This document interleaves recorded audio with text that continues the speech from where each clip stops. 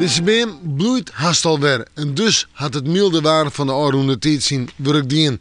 Maar het zal net zo mild blijven de komende tijd, want we krijgen toch wel weer wat frost in de nacht en de kans op gledens komt weer om.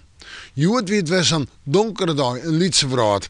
En Joet, ja, hier en daar wat hele lichter aan. Wel, Joen en vannacht een paar opklarings, maar dan is er ik bij kans op mist. Daarna komen nog een paar buien uit het noordwesten waai. En de temperaturen 1 graad boven 0 op de eiland staan 3 of 4 graden. De wind komt nog altijd uit het noordwesten waai en die zal matig en vrij krachtig worden. De vrij krachtige wind let er pas in het waardgebied eerst nog zwak of matig. En dan morgen.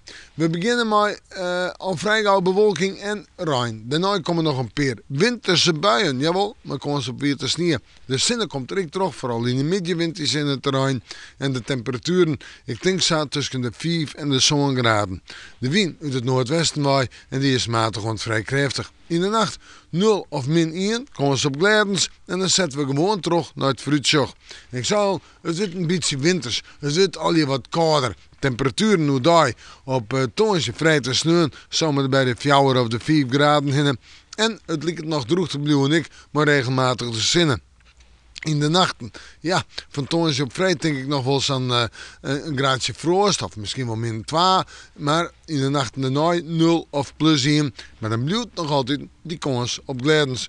Dus een beetje winter, maar ik een beetje taai waar. We maken morgen maar weer even in het waarsjen.